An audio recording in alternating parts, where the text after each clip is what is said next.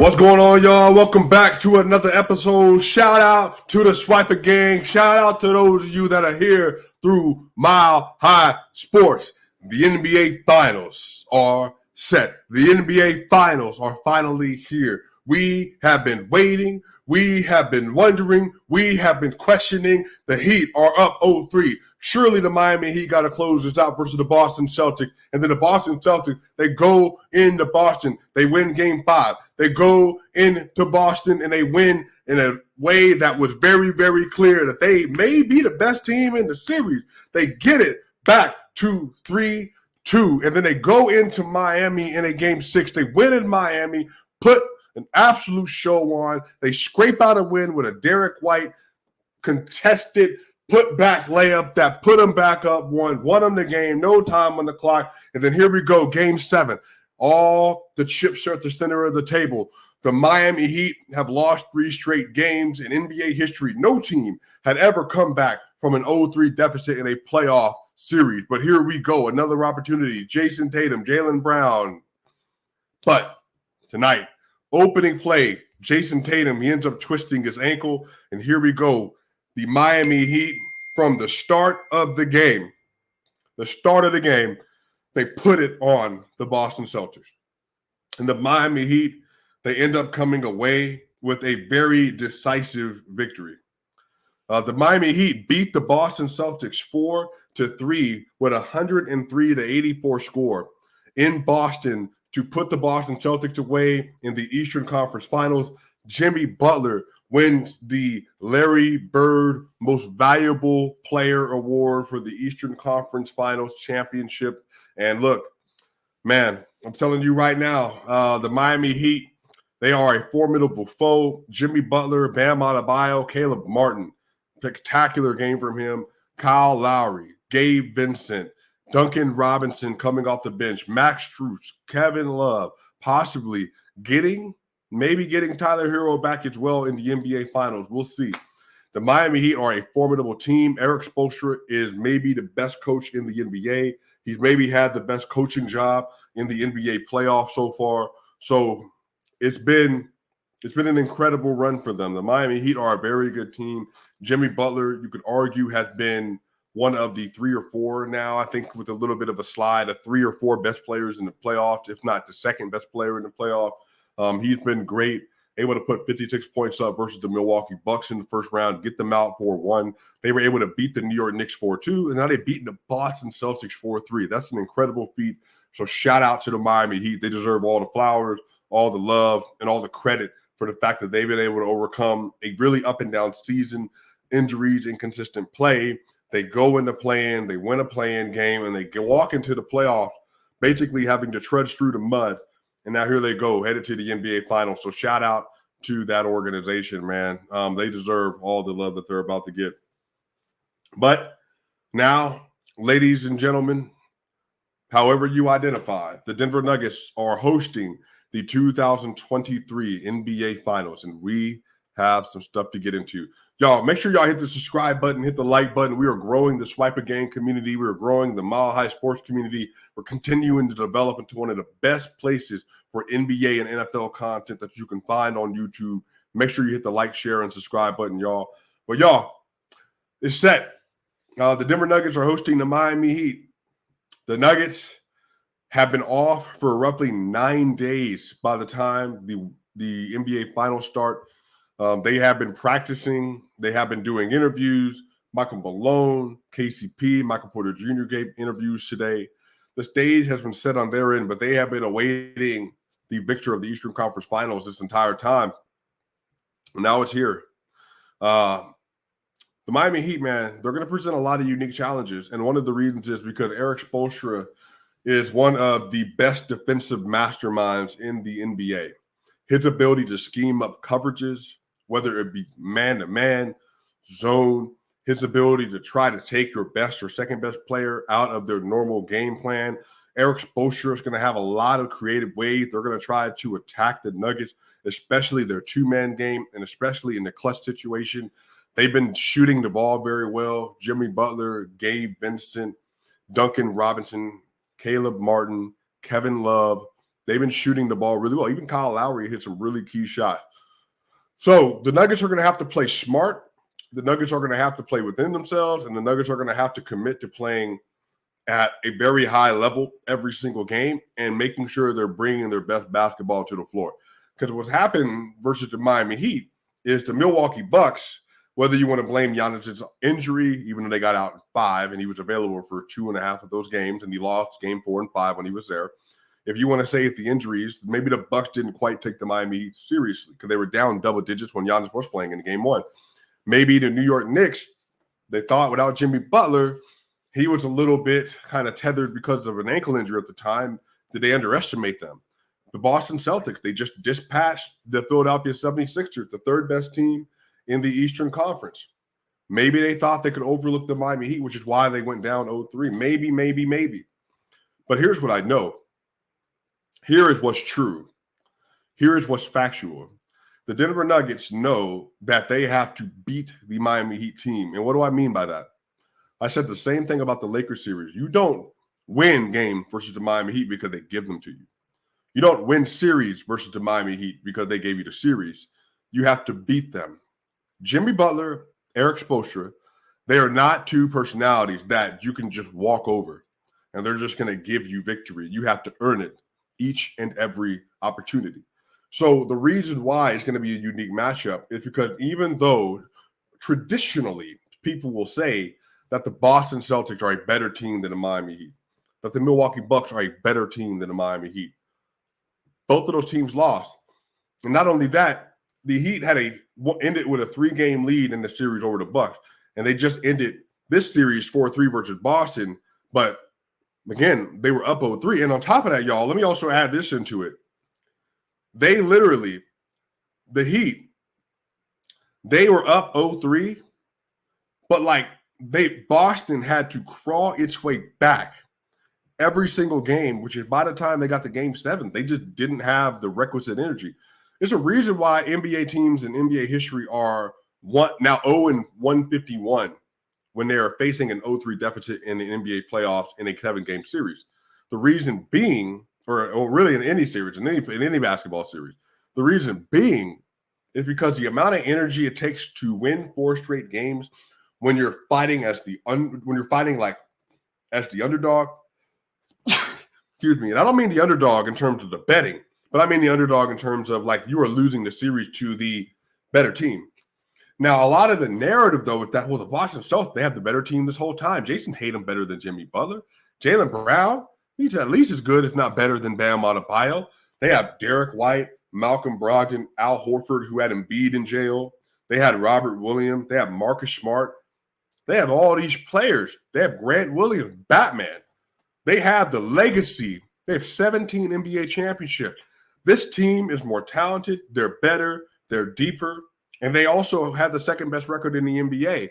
So here, let me say this to y'all. For everybody that has this idea that, because I'll talk about this more as it goes on. But to be clear, the reason why the narrative was funny about Boston being the better team is that, everybody said going into the playoff that the NBA champions were coming out of the Eastern Conference.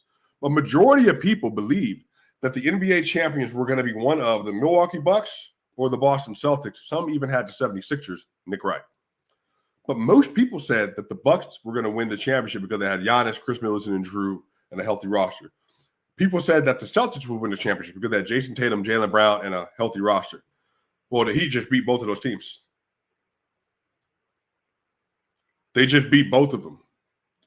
So the narrative cannot be that these two were the best teams in the NBA playoffs going into it, and then now because they've lost to the Miami Heat, that those teams were no longer good. And the narrative can also not be that, the Heat just got lucky and shooting variance. Well, they can't do that if they did it versus one of the best offenses in the NBA in the Boston Celtics.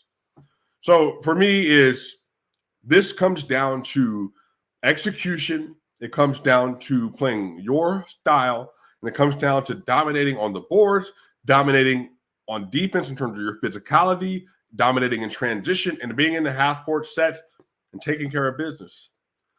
Because now, not even on paper, but just say playoff performers.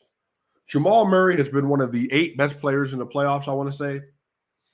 If I had to go through that list, I would say, you could say Nikola Jokic, Jimmy Butler, Devin Booker, Kevin Durant, Anthony Davis, LeBron James, Jason Tatum, Jamal Murray. Then you got your Jalen Brunsons as well. Giannis had a couple of 3 good games, but again, lost in the first round and also, missing free throws and all that other stuff. James Harden had 2 40-point games. So, I think you can make an argument Jamal Murray's been one of the 8 best players in the playoffs. So here's the thing. The Nuggets have the best player in the NBA. The thing that these other teams didn't have is they didn't have the best player in the NBA. And Giannis, who many people believe, even though I said that Giannis is a top 2 player, consensus, he didn't have a top 2 season probably relative to what you thought you were going to get from Giannis.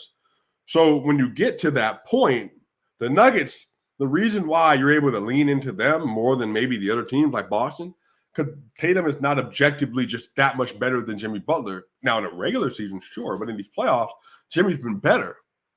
And then on top of that, you let Caleb Martin get going, 21 points in 3 quarters. You let Kyle Lowry, Duncan Robinson, you let all these shooters get confident, Gabe Vincent, then you're going to have issues. So the big key is this, that the Denver Nuggets have to be the first team to strike and apply pressure. The Denver Nuggets have to be the first team to hit and hit hard and hit continuously. Because the thing is, the Heat have been able to come out and basically set the tone in every single series they've been in. So you don't want the Heat to be able to walk into that. That's just the facts. You don't want them to do that. So for the Denver Nuggets, on their vantage point, especially with all the rest that you've been able to put together, you need to come out and you need to set the tone really early. That as good as you played in these other series, we are not those teams. We are not doubting you. We are not going to disrespect you. We believe you are a worthy foe, and we're going to treat you as such. Nikola Jokic, dominate. Jamal Murray, dominate. Michael Porter Jr., Aaron Gordon, KCP, Bruce Brown, Jeff Green, Christian Brown. Defense, rebounding, and shooting, and cutting. All this comes down to real simple things. The Nuggets, and the thing that the Celtics were doing today that was making me just lose my mind, they were playing so much isolation basketball that they were playing right into the Miami Heat's hands. And this is in game 3 even, when they were playing in Miami, and you saw this happen. The Celtics started doing this thing where the Heat went zone, and then they're running a 3-2 zone basically, or a 2-3 variance, or a matchup zone. And literally the Celtics, because they were worried about not being able to get to the rim, Bam was there, and then the Heat had hands in the lanes and all that other stuff. Well, and then in that point in time, they're like, well, yeah, shoot as many threes as you want because we're going to be there. And so what did the Celtics do? They literally just shot as many as they want. And it was that simple. So a lot of this comes down to this. If we're going to have conversations about the Heat, then we need to be able to have conversations about a well-executed game plan, a team that is really solid, a team that plays well, and a team that is committed to doing the right things. That's the Miami Heat, and you never underestimate those teams that are fundamentally sound. It's just simple. And again, this is not like a fake humility. I believe this. I've been a Jimmy Butler fan for years. Jimmy Butler's been incredible in the playoffs 3 of the last 4 years, except when he had a back injury out of the year after the bubble when everybody was hurt from the Eastern Conference Finals. The Lakers had an injury with LeBron James and Anthony Davis. The Lakers had injuries, especially with AD. The Nuggets lost Jamal Murray in that year. The Heat had fatigue and Jimmy Butler issue injuries. And then the Celtics, they lost in the first round. And then also they just weren't able to put it all together. All those teams struggled. So a lot of this comes down to when Jimmy Butler is healthy and Jimmy Butler is able to play with no concerns about back injuries and all that other kind of stuff. He has been exceptional over the course of his playoff runs in the 3 of the last 4 years. And they've been to the Eastern Conference Finals in 3 of the last 4 years. This is their second NBA Finals attempt. Second NBA Finals attempt in the Jimmy Butler era. So a lot of this is the Miami Heat have been a very good franchise since really the 1990s, let's say. from Glenn Rice to the Alonzo Mournings to the Dwayne Wade, Shaquille O'Neal, to the Dwayne Wade, LeBron James, Chris Bosh era, now to the Jimmy Butler era, they have just won. And Eric Spoelstra was there for all those teams except for the 2006 teams. So Eric was a video coordinator. He was in the room. Like, he's been a part of that organization his entire NBA career, basically. So when you have a team with that much continuity, with that much belief that is committed to principles and ideals and the way that they are, bruh, you have to bring it every single time. But again, the Nuggets will have matchup advantages. The thing is that every series the Nuggets go into, whether it's versus Karl Anthony Towns and Anthony Edwards, and then Kevin Durant and Devin Booker and LeBron James and AD, people will try to explain that Aaron Gordon is one of the best wing defenders in the NBA. And every series, it's like, well, he can't do this, he can't do that, he can't do this, and then he does it. Like, if LeBron James didn't have that game he has in Game 4, then Aaron Gordon holds him to sub 50% shooting in that series. If Devin Booker doesn't shoot 80% over the course of games 3 and 4 in Phoenix, then that series looks wildly different. And the fact is, Kevin Durant shot sub 40% when matched up versus Aaron Gordon. And Kevin Durant is a better shot maker than Jimmy Butler, maybe right now in the playoffs. But Aaron Gordon is going to have a pivotal role to play. He's going to play huge in guarding against Jimmy Butler. But so is Michael Porter Jr., so is KCP, so is Bruce Brown, so is Jamal Murray. You're all going to have to be able to hold up there. Because what you don't want is Caleb Martin, like he did today. And I asked this question on Twitter. Is Caleb Martin the kind of championship role player that you would want on a team like Austin Reeves? I think both of them are very good players. I think Austin Reeves, people call him a grifter and all that stuff. I get it. Trust me, I understand that. But, bruh, he's a really good player. And I think that if the Nuggets need to double on Jimmy consistently, then you present a lot of problems because their entire offense is reliant around their shooting and getting to the rim and kicking out through the shooter. Their offense isn't good in the same way the Nuggets are because they don't have the ball moving in the process. But they're stifling because they commit to their processes. And so if you're going to allow them to drive and kick repeatedly, and then you're going to have bad rotation and you're going to double on Jimmy, and you're going to have a lot of problems. So you're going to have to be able to stay in front of your man and play well. So some of this is, I do think that the Nuggets have advantages because as good as I think Bam Adebayo is, Bam Adebayo has quite simply never seen a player like Nikola Jokic in the playoffs. Never. Now, if you want to say 2020 LeBron James, but even respectfully, I don't think 2020 Bron and definitely not 2020 AD either. And Bam Adebayo has played versus Giannis, back injuries, all that other stuff. Can't shoot, can't space the floor, couldn't hit his free throws, all that other stuff. Wasn't a great half-court offensive player. He played against Julius Randle. Now he played against Jason Tatum and Jalen. He has never seen anything like this version of Joker. Joker is the matchup advantage. He is the best matchup advantage in the NBA.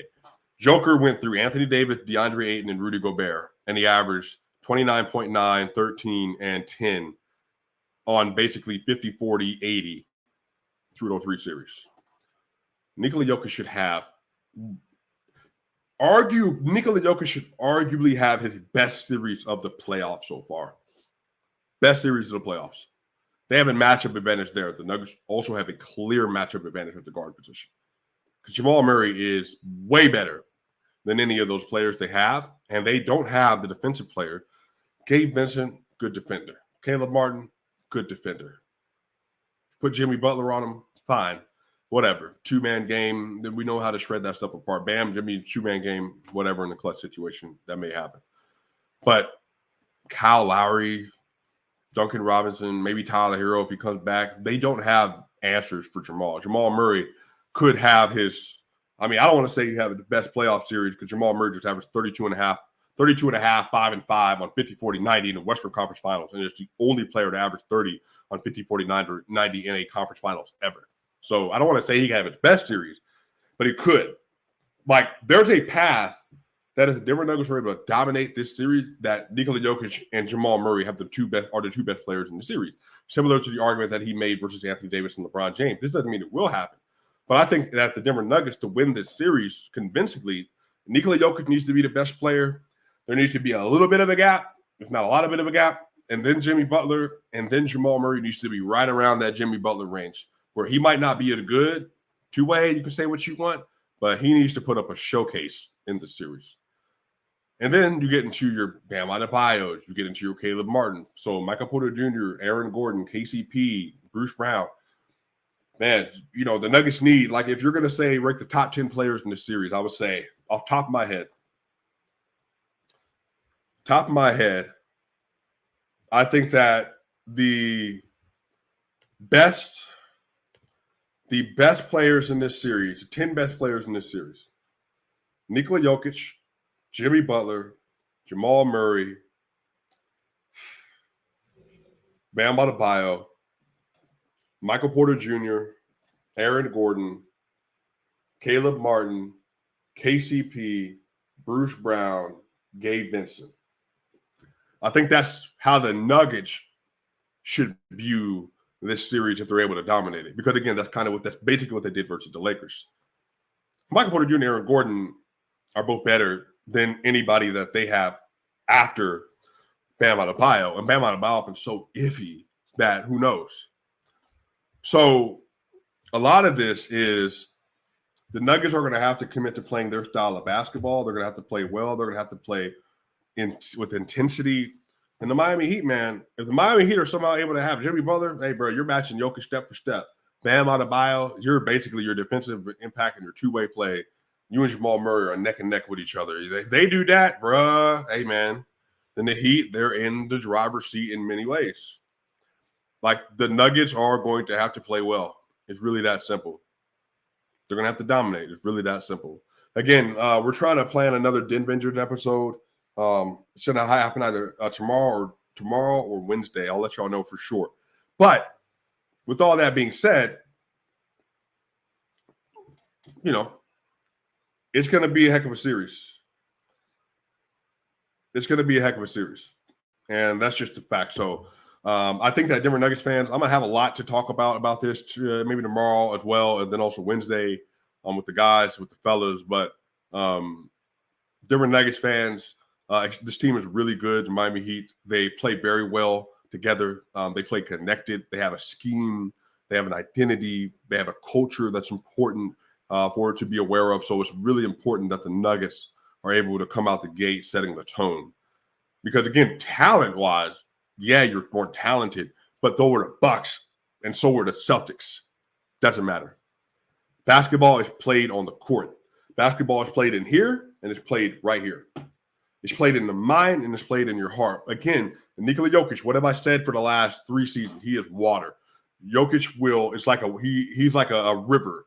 He will adjust to whatever the situation calls for: scoring, playmaking, rebounding, interior defense, passing, transition, half court, whatever. Jamal Murray is fire. Jamal Murray is that convulsing rage that comes out of nowhere and you can't stop it. He's an all-consuming fire on the basketball court. Porter's like air. He just flows in and out of this like hyper state, and he can shoot. He can get to the basket. He's getting shot blocks. He's getting rebound. But the way he's able to fit on the court magnifies everything that's happening on the court. That's why he had the second highest plus minus in the NBA playoff. Aaron Gordon is earth, brute, strong, physicality, but also smart. He's a connector. He understands what's happening on the court, plays within himself, plays within the strengths of his game and with the strengths of the team and covers for the weaknesses. So the Nuggets have the players in place to get it done, but you have to execute, y'all. But what do y'all think? Let me know in the comment section. What do you think? You think the Nuggets win the series? You think the Heat win the series? What do you think the series outcome will be? Predicted. Who do you think the MVP of the series will be? Who do you think the top 4 players in the series will be? Who do you think the top 10 players in the series will be as a whole? Because that's going to be really important to determining who wins this series. But y'all, I can't wait. I'm excited to watch the game. Shout out to Mile High Sports. Shout out to y'all. Hey, we're back. Getting ready to talk about the NBA Finals. They're set June 1st. Let's go. Game 1. Mile High City, baby. Let's get to it. We out. See y'all soon.